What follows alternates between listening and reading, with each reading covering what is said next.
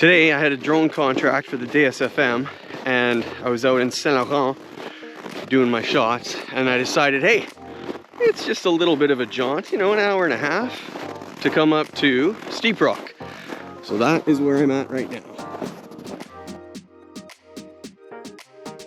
It was almost impossible to find any official detailed information about this true Manitoba gem, which I first heard about in Bartley Kivis's book, A Day Tripper's Guide to Manitoba. So I put together what information I could for you here. But before I tell you all about it, I'm trying to get 1,000 subs in 2023, so please don't forget to subscribe and also hit like on the video.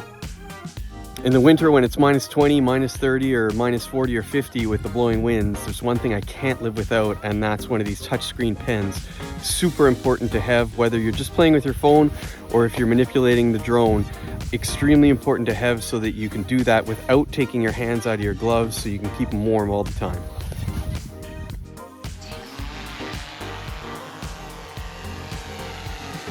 So Steep Rock, Manitoba is about a 2.5-hour drive north of Winnipeg up Highway 6. It's a really worthwhile day trip just to experience a really different part of the province. A westerly turn off Highway 6 onto the 239 for about 10 minutes brings you right into the town of Steep Rock.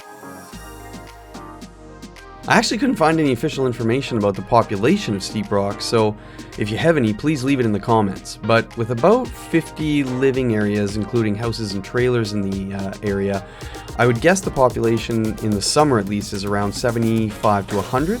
Just like any small town, the population likely dwindles in the winter as a lot of the living areas are trailers or summer cottages. There's no gas station or general store, so be sure to gas up in Moosehorn, Manitoba.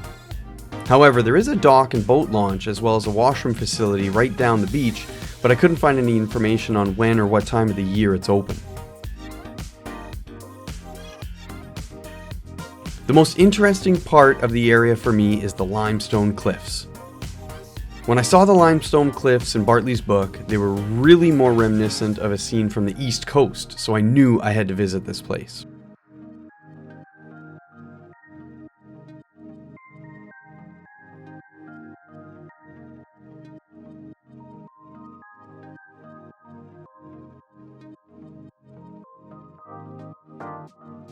Ever since 2007, I've been randomly visiting to take photos in the summers, but this was my first time I visited in the winter. There are two sections of cliffs, and between them they span only about 500 meters. You access them from the beach area. There's a small path that goes just to the south. It's a real local needle in a provincial haystack. The cliffs themselves are about 10 meters or 30 to 35 feet tall at their tallest point. There's at least one cave that I can actually fit right into, which was formed by erosion from the waves. It used to have a geocache in it, which is no longer there, sadly. The beach itself is amazing. It's not a classic sandy beach, but has these large, smooth rocks and pebbles. It's really cool to experience. In the winter, it's popular for ice fishing, and in the spring, it's actually a great place to see crocus, the provincial flower.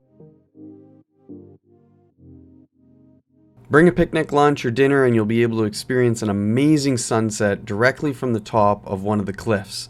And you're actually overlooking a beautiful island in the distance, and in the summer the sun normally sets right behind it from that angle.